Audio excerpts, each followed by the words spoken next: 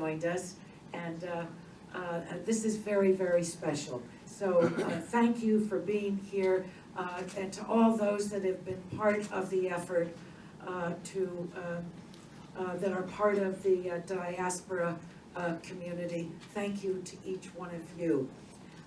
I think many of you know that this effort is something that is very, very personal to me. There is representation here from my father's side of the family, the Assyrians and the Chaldeans, and from my mother's side, the Armenians. And I'm a first-generation American. I would not be a member of Congress unless they were able to flee and survived. And so I see and have seen history repeating itself. It is a repeat of what they endured, of the family that we lost, and we need to always learn and have the lessons of history speak to us. I'd like to call out the former Congressman Frank Wolf, because it was Frank Wolf that came to me and said, Anna, we need to do something about this. Now this is in 2003, when the United States invaded Iraq. It was difficult to organize members. Why? Because there were so many that actually said to me, Christians in the Middle East? Now, I don't want to offend anyone in New Jersey, and I said, well, where do you think Jesus was born? It's not Trenton, New Jersey. So, but going back to then, we formed a caucus around these issues.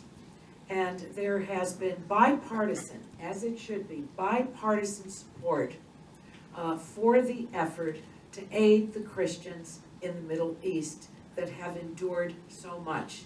The persecution all over again, people fleeing their homeland where Christians have been for thousands of years. I'm not going to go through all the different things that we have done, but one does stand out, and that is that the United States House of Representatives called it for what it is, a genocide. And it's only the third time in the history of our country, of the United States of America, that has taken place, that vote was taken in the House of Representatives.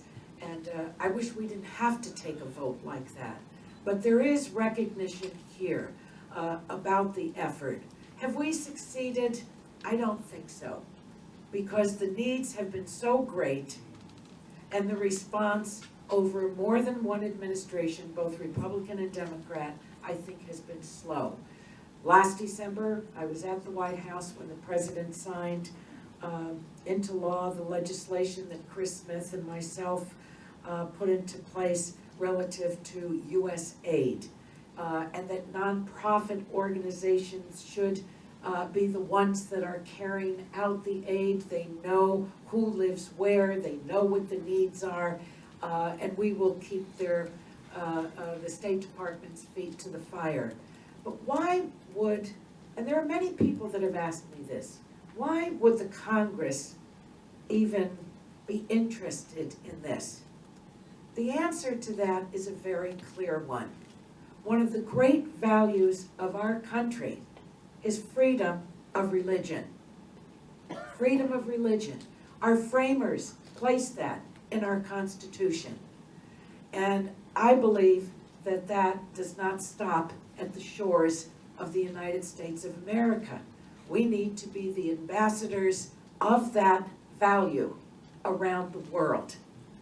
And the case for Christians is a case that more people need to know about and embrace.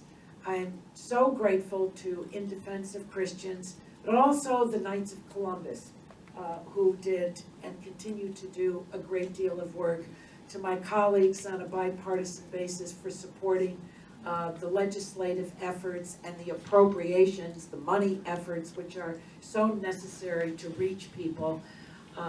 When we invaded Iraq, there were between 1.2, 1.4 Christians in that country, and now we're told that it's 200,000 or less.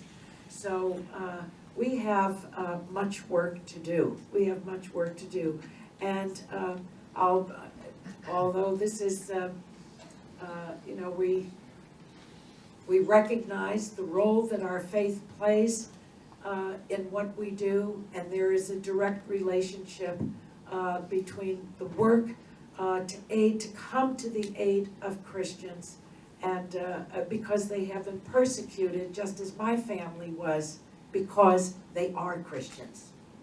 Because they are Christians. That's our work. That's the call to us in our day, in our time. You know that you always have me with you. You know, and for those whose lives have been lost in the persecution that's taken place, we owe them something. We owe them something. And that is that we will keep our faith, protect our faith, and do everything we can to those that hold it in that troubled part of the world. So to have this gathering and to have leaders of great leaders of great faith is really humbling to me to see you here.